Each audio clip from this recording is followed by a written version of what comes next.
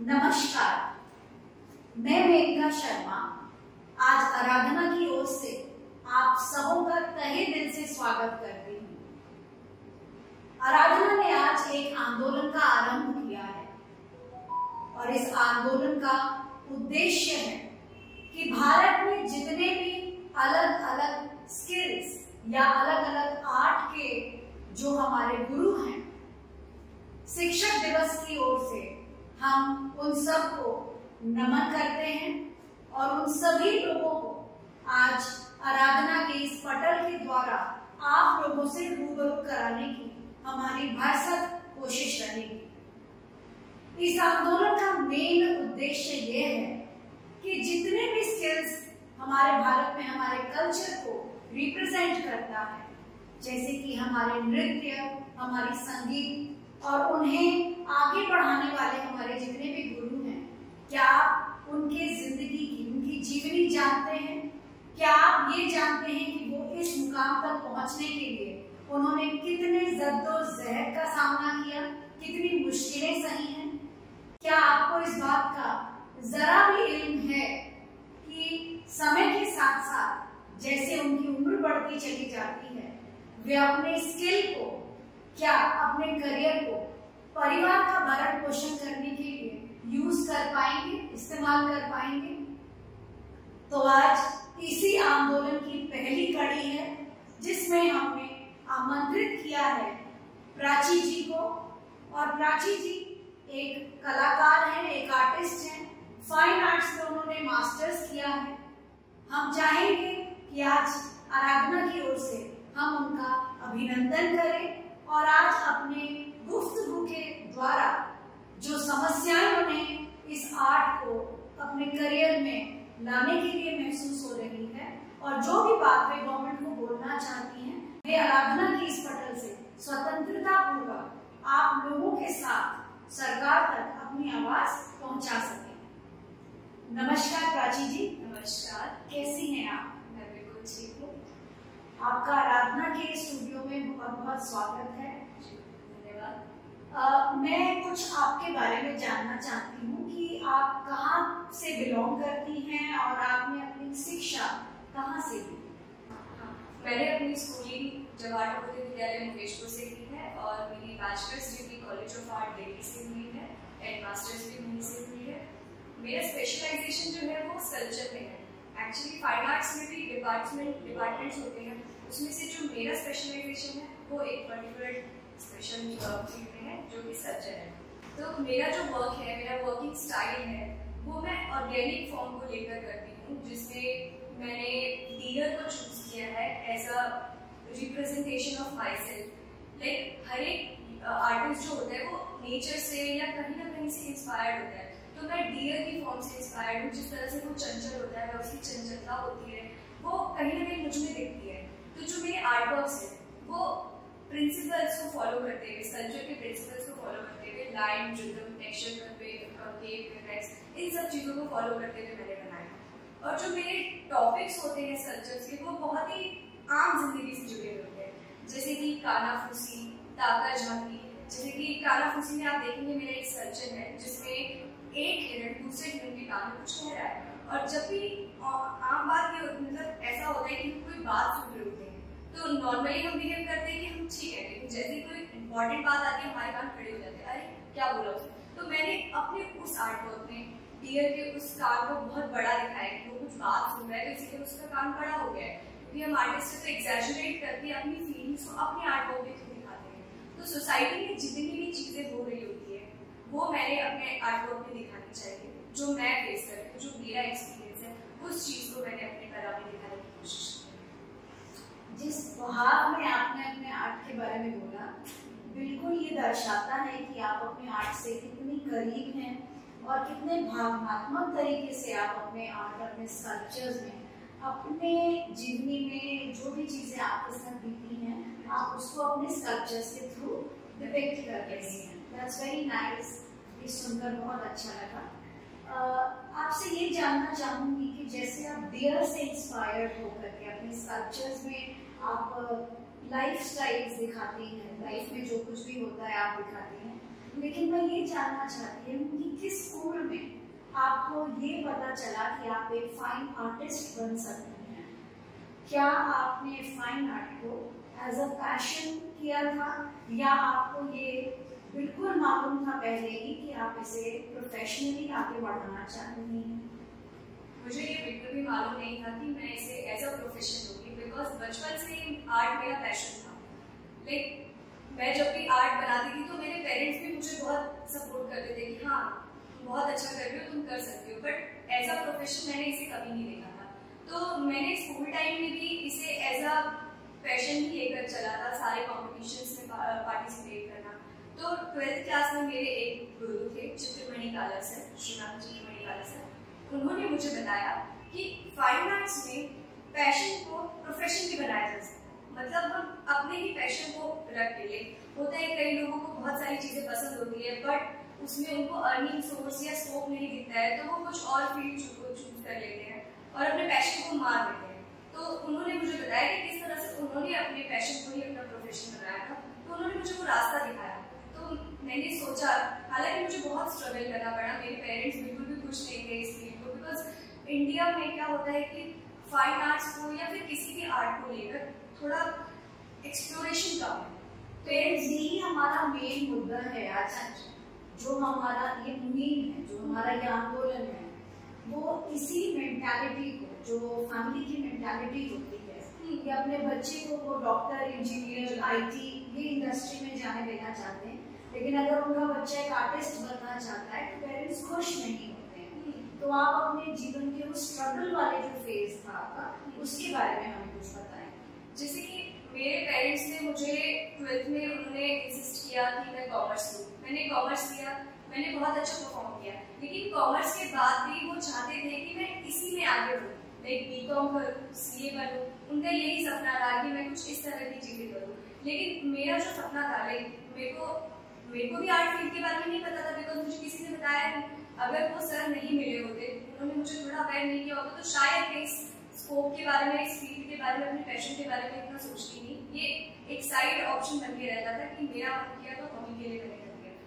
But उन्होंने मुझे बताया कि फाइन आर्ट्स का स्कोप गवर्नमेंट सेक्टर से लेके प्राइवेट सेक्टर में हर जगह है। आप एम्स हॉस्पिटल में जाएंगे, वहां पर भी आप जाएंगे तो एक जैसे डेंटल डिपार्टमेंट में आर्टिस्ट की पोस्ट रहती है, हर डिपार्टमेंट में, जैसे कि वहाँ पे आजकल देखेंगे आप दांत बनाना होते हैं या बोन्स बनाने होते हैं, तो हर डिपार्टमेंट में एक आर्टिस्ट की पोस्ट हमेशा रहती है। ऐसे ही आप प्राइवेट इंडस्ट्रीज में चले जाइए तो सेरेमिक इंडस्ट्रीज हो गई, फुटवेयर इंडस्ट्रीज हो गई, ऑटोमोबाइल इंडस्ट्रीज हो गई, हर जगह आर्टिस्ट का स्कोप है। एक भी ऐसी कंपनी नहीं है जहाँ पे आर्टिस्ट नहीं स्टार्ट करता है। आप डिजिटल उठा लीजिए, मतलब एडवर्टाइजमेंट डिपार्टमेंट को देख लीजिए, हर जगह फिल्म मेकिंग में चले जाइए तो हर जगह आर्टिस्ट है। मतलब स्कोप तो बहुत सारा है इसमें, बट अवेयर नहीं है, वो अवेयरनेस नहीं है, वो पेरेंट्स को पता नहीं है कि ऐसी भी कोई चीज होती है या फिर इस चीज में भी परफॉर्मेंस बच्चे कर सकते हैं, अच्छा परफॉर्म कर सकते हैं। मेरा क्वेश्चन आपसे ये है प्राची जी, कि जैसे अभी आपने बहुत अच्छे से हमें समझाया कि हर फील्ड में आर्टिस्ट के लिए ऑप्शंस होते हैं, लेकिन बाकी प्रोफेशंस, बाकी जितने भी प्रोफेशनल्स हैं, उनकी ओपनिंग और एक आर्टिस्ट की ओपनिंग क्या बराबर होती है?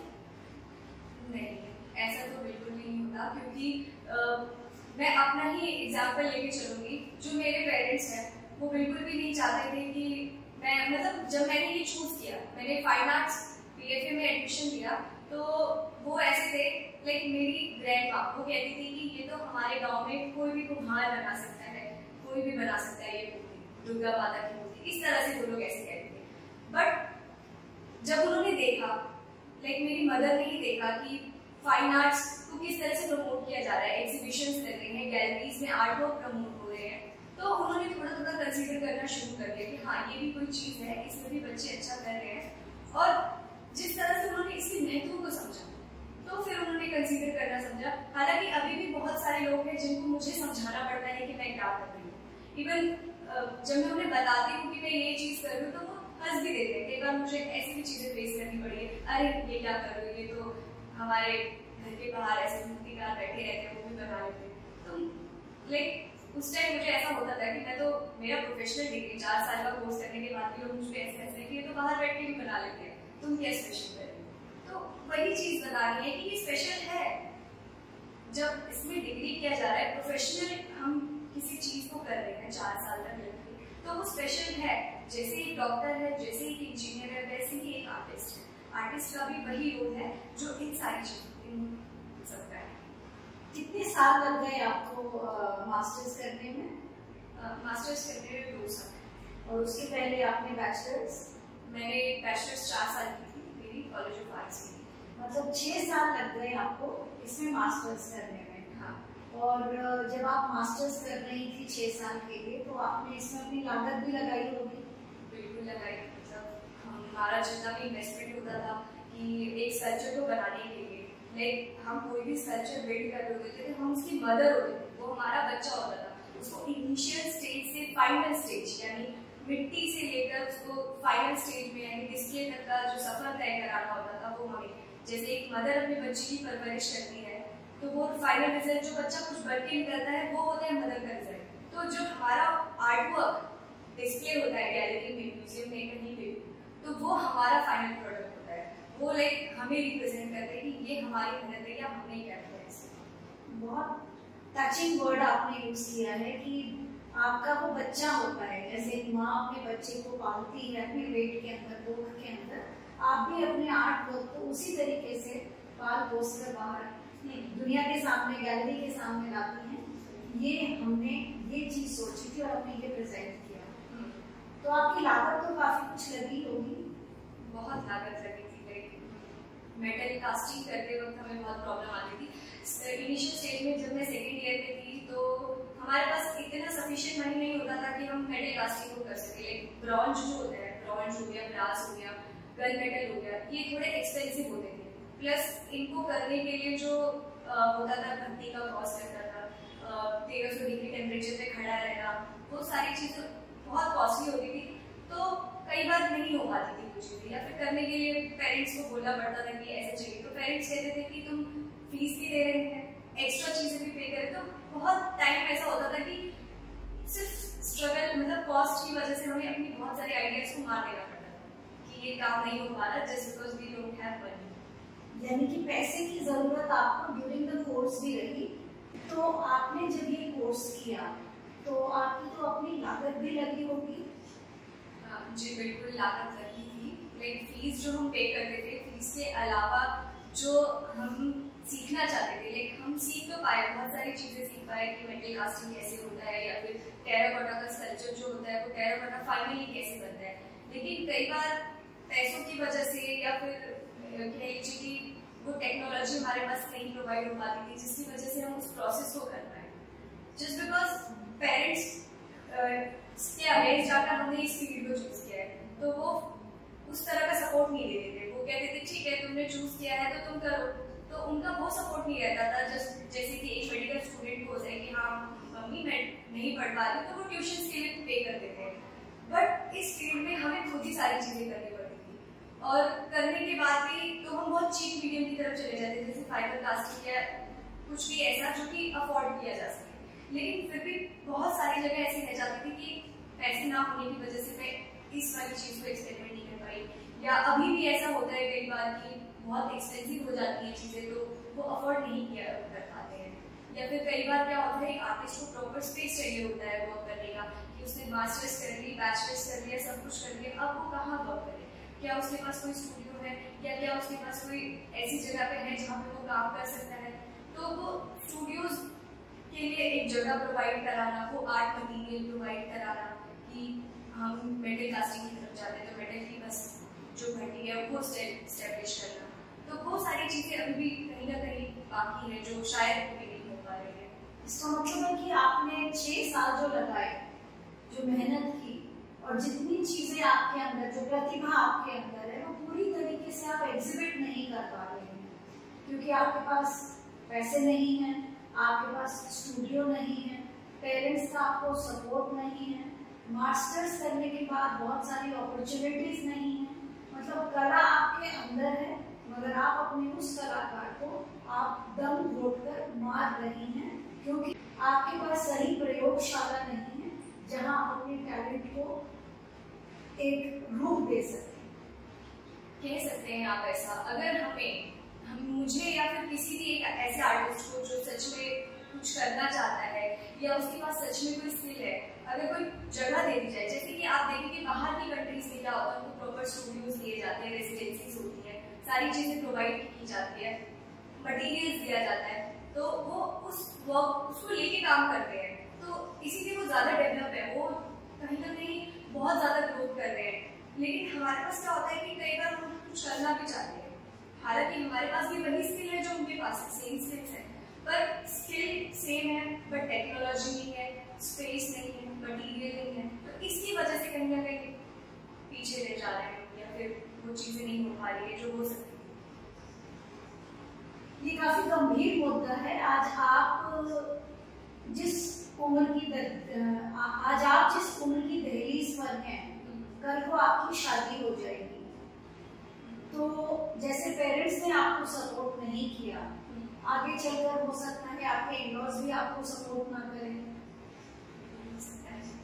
तो ऐसे केस में आप कुछ अपनी राय देना चाहेंगे कि एक आर्टिस्ट कभी नहीं मरता। आदमी प्रोफेशंस चेंज कर सकता है लेकिन आर्ट चेंज नहीं कर सकता, क्योंकि वो उसकी रूह की आवाज होती है। आर्ट, जैसे आपने स्टार्टिंग में ही कहा, नेचर से कनेक्टेड होता है, जैसे कि आपने डियर को सिलेक्ट किया। तो जब आप एक आर्टिस्ट से पूछते हैं कि क्या आप एक आर्टिस्ट हैं, अब आप कोई और प्रोफेशन सिलेक्ट कर सकती हैं, तो वो नहीं बोलेगा। लेकिन हाँ, बहुत सारे प्रोफेशनल्स ऐसे होते हैं जिन्होंने सिर्फ किताबी नॉलेज और डिग्रीज ली होती है, वो अपना प्रोफेशन चेंज कर देते हैं। तो ऐसे केस में जब आपकी शादी हो जाती है और आपका जो अंदर का आर्टिस्ट है वो दम घोटने लगता है, मरने लगता है, तो आपके अंदर कोई ऐसे विचार हैं, कोई आपके अंदर ऐसे कुछ सजेशंस हैं जो आप अपने जैसे यूथ को देना चाहें कि अगर उनके साथ कल को खुदा ना खास्ता कल को आपकी जिनसे शादी हो, अगर वो आपको सपोर्ट ना करें, तो ऐसे केस में एक आर्टिस्ट इस चीज के लिए क्या करे अगर वो इसको हमेशा के लिए बरकरार रखना चाहते हैं, इस आर्ट को मरने नहीं देना चाहते। अगर वो इस चीज को कंटिन्यू करना चाहते हैं तो सबसे पहले तो हमें आर्ट के लिए बहुत ज्यादा अवेयरनेस करनी चाहिए। अवेयरनेस मतलब लाइक कि ये भी इम्पोर्टेंट है, आर्ट जो है, फाइन आर्ट्स हो गया या फिर डांसिंग हो गया, म्यूजिक हो गया, कुछ भी है, वो सारी चीजें इम्पोर्टेंट है। तो एक अवेयरनेस अगर पेरेंट्स के अंदर आ गई या फिर जो भी इनिशियल स्टेज पे टीचर्स ने बच्चों को बताया है, मतलब लाइक स्कूल टाइम पर उनको बताया गया कि हाँ ये भी एक स्कोप है जिसमें आप कर सकते हो, तो मे भी हो सकता है कि आने वाली जनरेशन में ऐसी सोच ना हो। बट अगर इस तरह की सोच आती है जहाँ पर आर्टिस्ट को सच में मरना पड़ता है कि उसकी कला बन गई है, उसका आर्ट बन गया है, तो ये बहुत ही बुरा होता है एक आर्टिस्ट के लिए। ये एक आर्ट ही ऐसा है जिसके कारण वो अपने अंदर की चीजों को एक्सप्रेस कर पा रहा है। अगर आप उससे उसकी आत्मा ही छीन लेते हैं तो कला का ऑफकोर्स जो है वो डेथ हो जाता है। तो आप क्या सजेस्ट करेंगे अगर कल को किसी आर्टिस्ट के साथ ऐसा डेथ हो रहा है, किसी आर्टिस्ट को ऐसे मरना पड़ रहा है, तो आप उसकी सांसें किस प्रकार आप चाहेंगी कि उनको मिले? और अगर आपको मैं कहूँ कि आप अपने द्वारा यूथ के लिए एक गुहार करें, एक अपील करें गवर्नमेंट के तरफ कि कल को अगर किसी और आर्टिस्ट को आप ही की तरह सामना करना पड़े, जो कि मुझे लगता है कि 99% आर्टिस्ट के पास यही प्रॉब्लम्स हैं कि वो MFA करके बाहर निकलते हैं और eventually they are jobless. They don't have the proper field where they can work and where they can show their talent that they have done. तो ऐसे केस में आप क्या सजेशंस देना चाहेंगी गवर्नमेंट को? क्या अपॉर्चुनिटीज उनको बोलेंगे कि ओपन करना चाहिए, गैलरीज ओपन करनी चाहिए, क्या कोई ऐसा पोर्टल होना चाहिए जहाँ उनके आर्टवर्क को जाकर के वो सेल कर सकें? क्या गवर्नमेंट ने इंडियन कल्चर को उतना वेटेज नहीं दिया है जितना कि आप उनसे एक्सपेक्ट करती हैं? गवर्नमेंट को उन आर्टिस्ट के लिए ज्यादा से ज्यादा गैलरीज ओपन करनी चाहिए, म्यूजियम्स भी ओपन करने चाहिए, प्लस उनको एक टाइम टू टाइम जैसे जो भी आर्टिस्ट है एक काइंड ऑफ एक सोसाइटी सा क्रिएट करना चाहिए कि हाँ ये आर्टिस्ट है, ये इस सोसाइटी में आए हैं, अब ये यहाँ पर वर्क करना चाहते हैं, तो उनको एक एनवायरनमेंट प्रोवाइड किया जाए गवर्नमेंट के थ्रू। ठीक है, आप काम कीजिए, आपको क्ले चाहिए, आपको मेटल चाहिए, आपको जो भी चाहिए, इंस्ट्रूमेंट चाहिए, वो सारी चीजें मिलेगी। पेंटिंग चाहिए तो कैनवस मिलेगा, वो सारी चीजें प्रोवाइड कराना चाहिए। एंड ये भी बात नहीं है कि वो हमसे कुछ एक्सपेक्ट ना करें, हम उनको उसके बदले बेस्ट आर्ट वर्क्स बनाकर दें कि ये हमारे आर्ट वर्क्स हैं। मतलब ऐसा हो कि गवर्नमेंट भी हमारे लिए कुछ करे, तभी तो हम उनके लिए भी कुछ कर पाएंगे, हम भी कुछ अच्छा क्रिएट कर पाएंगे जो कि सच में बहुत अच्छा हो सकता है। मेरे विचार से गवर्नमेंट को थोड़ा आर्टिस्ट के जो सिलेबस है उसमें भी चेंजेस लाने चाहिए, ताकि वो देख सकें कि अगर आने वाले समय में कोई ऐसी एक फील्ड है जहाँ आर्टिस्ट भी अपना योगदान दे सकते हैं तो वो उसके सिलेबस में इंक्लूड कर सके, ताकि अपॉर्चुनिटीज और खुले। एंड सेकेंडली जो आपने बोला, हाँ, आप लोगों को एक प्रयोगशाला मिलनी चाहिए और आप लोगों को मटेरियल्स मिलने चाहिए, अपॉर्चुनिटीज और खुलनी चाहिए। एंड इसके अलावा आप लोगों को ये नहीं लगता कि अभी तो उम्र की दहलीज में सिर्फ शादी एक प्रॉब्लम सामने नजर आती है, लेकिन कल को एक आर्टिस्ट, सपोज हम मेल जेंडर की बात करें, फीमेल्स के पास तो प्रॉब्लम्स वैसे ही बहुत सारी होती हैं। शादी के बाद उन्हें सपोर्ट मिलेगा कि नहीं, जब बेबी हो जाता है तब क्या उसके बाद वो जॉब कर पा रही है या नहीं, या एक इंडिपेंडेंट आर्टिस्ट बनकर आगे निखर पा रही है कि नहीं फाइनेंसेस की वजह से। तो लेडीज के लिए तो खैर प्रॉब्लम्स बहुत सारी हैं, जिसके लिए गवर्नमेंट को बहुत सारी चीजों के लिए वर्क करना पड़ेगा। प्राची जी, जो आज का हमारा मेन मुद्दा है वो ये कि एक आर्टिस्ट जब अपने आर्ट वर्क को एग्जिबिट नहीं कर पाता है एक एज के बाद या मास्टर्स करने के बाद, अगर उसे नौकरी नहीं लगती है, तो आप क्या कहना चाहेंगे इस पटल के द्वारा गवर्नमेंट को? What message would you like to convey to the government on behalf of all the artists of India कि गवर्नमेंट को आप लोगों की हेल्प कैसे करनी चाहिए? देखिए, बैचलर्स और मास्टर्स करने के बाद हमारे साथ बैच में बहुत सारे बच्चे होते हैं, लेकिन वो सारे ही नहीं आर्टिस्ट बन पाते या फिर सारे ही नहीं किसी न किसी पोस्ट पे रख पाते हैं। हालांकि वो बहुत बेहतरीन कलाकार होते हैं, उनके अंदर भी बहुत बेहतरीन स्किल्स होते हैं, बट समहाउ वो सर्वाइव नहीं कर पाते फील्ड में। तो ऐसे आर्टिस्ट के लिए जो कि कहीं ना कहीं नहीं कर पा रहे हैं किसी तरह का, तो सरकार को उनके लिए एक स्टाइपेंड, जैसे कि एक आधार कार्ड हम लोग होता है कि उसमें वृद्धा पेंशन मिलता है या फिर ये लड़कियों को जो पेंशन वगैरह मिलता है, तो इस तरह से सरकार को कहीं ना कहीं आर्टिस्ट की एक हेल्प करनी चाहिए, उनको काइंड ऑफ स्टाइपेंड दे देना चाहिए जिसके वजह से वो अपने जिस चीज की कमी है उसको पूरा कर सके। जैसे कि अगर उनको मटेरियल की कमी आ रही है तो स्टाइपेंड की हेल्प से वो उस मटेरियल को खरीद सकते हैं, काम कर सकते हैं। एंड ऐसा ना हो कि वो अपने घर वालों के आगे नहीं है मेरे पास, मुझे चाहिए, तो घर वाले ऑब्वियसली बोलेंगे कि तुमने 6 साल पढ़ लिया, तुम क्या कर रहे हो, अभी भी तुम हमसे ही पैसे मांग रहे हो। तो हमें कहीं ना कहीं ऐसा है कि सरकार एक अश्योरिटी दे कि ठीक है, आपने 6 ईयर का कोर्स किया है, इट्स मीन कि आपने कुछ किया है, तो आपको वो चीज़ प्रोवाइड की जाएगी। तो बस मेरी एक ही रिक्वेस्ट है गवर्नमेंट से कि हमें काइंड ऑफ स्टाइपेंड दें, जिससे कि हम अपने आर्ट वर्क को जिंदा, नॉट ओनली मी बट मेरे जैसे बहुत सारे आर्टिस्ट जो कि लिटरली कुछ करना चाह रहे हैं और वो नहीं कर पा रहे किसी न किसी वजह से, तो उनको एक अमाउंट प्रोवाइड किया जाए जिससे वो अपना मटेरियल खरीद सके और अपने आर्ट वर्क को जिंदा रख सके, सर्वाइव कर सके। आर्टिस्टों के पास बस में जाने का और ऑटो में ट्रैवल करने के पैसे नहीं होते हैं, वो आर्ट के मटेरियल्स क्या खरीदेंगे? आपकी बातें सुनकर, आपसे बातें करके मुझे बहुत अच्छा लगा और मुझे लगता है आपकी इन बातों को सुनकर बहुत सारे आर्टिस्ट भी आपसे सहमत होंगे। और हमारी जो ये मुहिम है ये आपसे शुरू हुई है लेकिन अंत कभी भी नहीं होगी। आज आराधना ने इस मुहिम का आगाज किया है और हमें पूरा यकीन है कि आप सब भी हमारे इस मुहिम में हमारा साथ देंगे। आज जिस तरीके से प्राची अपनी तकलीफों को आपके सामने रख रही है, इस पटल पर हर हफ्ते एक आर्टिस्ट आएंगे, अलग अलग फील्ड्स के आएंगे और अपनी समस्याओं को आपके सामने रखेंगे। आप लोगों में से बहुत सारे सोशल वर्कर्स बहुत अलग अलग जगह पर भंडारा करवा रहे हैं, कीर्तन करवा रहे हैं, ओल्ड एज होम्स में भी पैसे ले रहे हैं, लेकिन आराधना 25 सालों से अलग अलग स्किल्स के आर्टिस्टों को मौका देती है, बच्चों को स्किल्स सिखाने का और आगे बढ़ाने का। हमने बहुत सारे स्टूडेंट्स को मास्टर्स भी करवाए हैं, विशारद भी करवाए हैं, डांस में, म्यूजिक में, मगर हमारे जो आर्टिस्ट्स हैं उनके दुखों को हम पूरी तरीके से खत्म नहीं कर पाए, क्योंकि हम तो मात्र 1 या 2 ही जगह पर हैं। पूरे भारतवर्ष में जितने भी स्किल्स आर्टिस्ट्स हैं, आर्टिस्ट का मतलब सिर्फ आर्ट वर्क से रिलेटेड नहीं, जितने भी आर्ट वर्क, चाहे वो डांस के हों, म्यूजिक के हों, एजुकेशन से रिलेटेड आर्ट वर्क हैं, वोकेशन से रिलेटेड आर्ट वर्क हैं, उन सभी को मैं आमंत्रित करती हूँ। आप हमारे कमेंट्स पे लिखिए अपना नाम, अपना मोबाइल नंबर, अपना ईमेल आईडी, हम आपसे कांटेक्ट करेंगे। अगर आप हमारे स्टूडियो